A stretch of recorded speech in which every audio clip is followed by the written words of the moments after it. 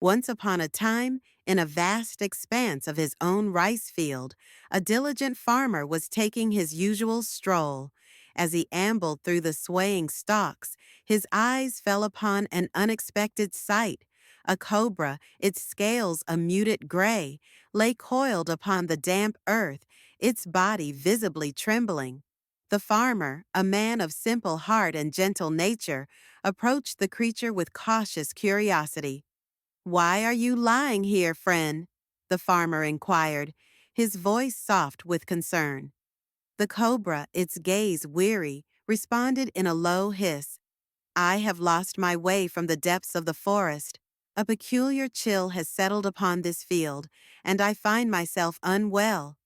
A wave of empathy washed over the farmer. "Do you require assistance?" he asked earnestly.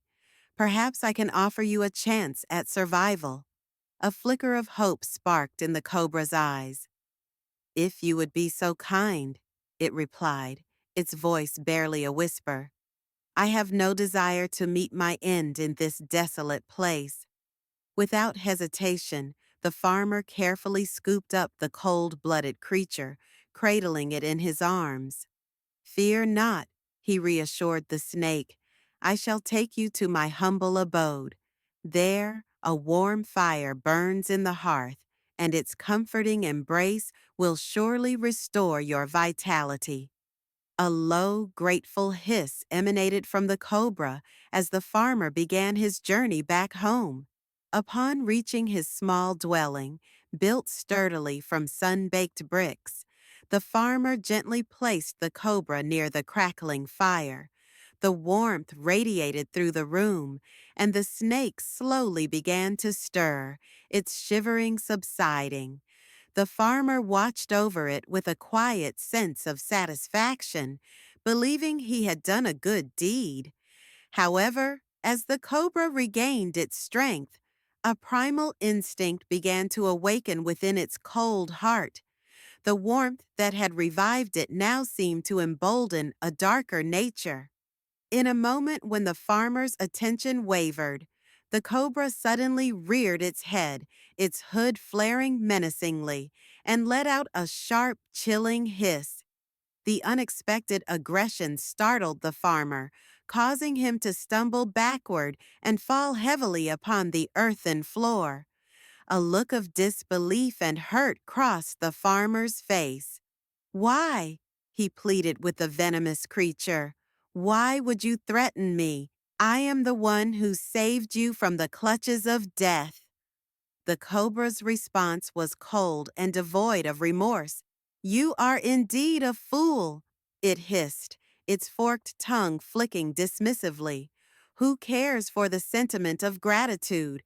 I am a predator, and my instinct is to strike down the weak. Now that my strength has returned, why should I grant life to a naive simpleton like you?" Before the farmer could utter another word, the cobra lunged forward with lightning speed, its fangs sinking deep into the flesh of his arm. A piercing cry of agony tore from the farmer's throat as the venom coursed through his veins. Clutching his wounded arm, his mind reeled with the bitter realization of his misplaced kindness. "Why?" he thought, his breath growing shallow. "Why does my good deed meet with such cruel recompense?"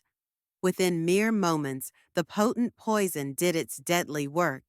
The farmer's body went limp, his eyes glazed over, and with a final sigh, he succumbed to the cobra's lethal bite. The ungrateful creature remained beside him, its cold eyes reflecting the flickering flames of the hearth, oblivious to the life it had so callously extinguished. And so, the tale serves as a stark reminder that extending aid to the wicked or the ungrateful often leads to nothing but sorrow and self-inflicted harm. Echoing the timeless wisdom, never expect gratitude from those who know no kindness.